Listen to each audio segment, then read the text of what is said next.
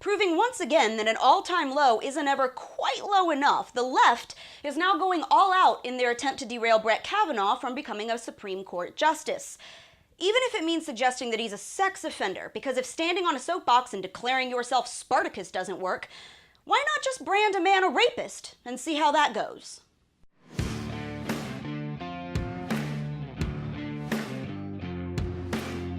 Hey guys, welcome back to Reality Check on MRC TV. I'm Brittany Hughes.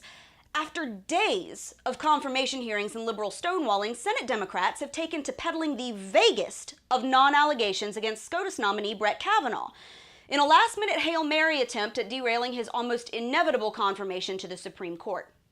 Here's how it went down.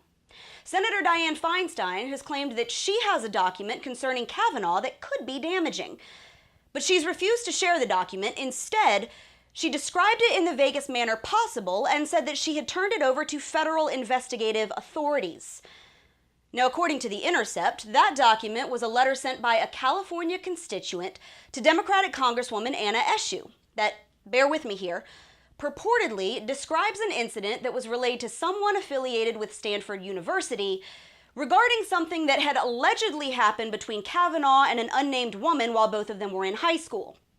According to reports, an anonymous woman says that Kavanaugh and a buddy tried to force themselves on her at a party, but she can't prove it, won't give her name, and has declined to be interviewed. So basically, here's what they've got. Someone, and we're not allowed to know who, sent a letter to a congresswoman and we're not allowed to know what it said. But it may have been about something that someone told to somebody who might have worked for Stanford, and it might have been about something that Kavanaugh allegedly did 35 years ago while he was in high school to an unnamed woman, which Kavanaugh says that he didn't do. Have I got that right? Is that the big bombshell that we're all supposed to be freaking out over here? Now, Eshoo and Feinstein have had this letter since the summer, mind you, but they're just now bringing it up. Why? Well, because Kavanaugh is less than a week away from a pretty much slam dunk confirmation vote. So, hey, why not just drop little hints that he might be a sex predator and see if that works, right? Turns out this whole thing was such a nothing burger that the FBI declined to even look into it. Because it's nothing more than an attempt at character assassination, and it's a new low one at that. And make no mistake, they know exactly what they did. They tried to plant the idea in the public's mind that Kavanaugh may be guilty of some unknown sexual crime against a woman and had gotten away with it for decades, without actually ever coming out and saying it, of course. They leaked just enough material for the court of public opinion to come up with wild theories about what could have happened.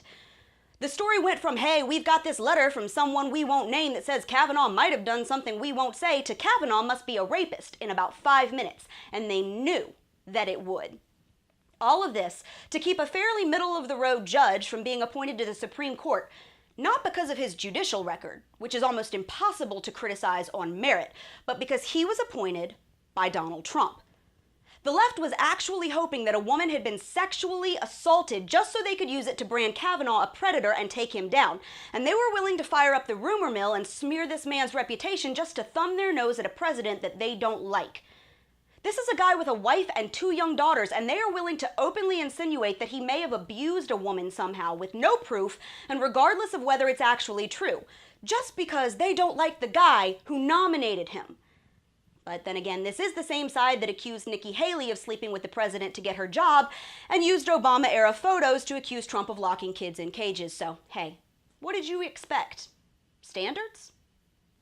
And that's your Reality Check, America. Make sure that you subscribe to our YouTube page, like us on Facebook and Twitter, and stay sane out there.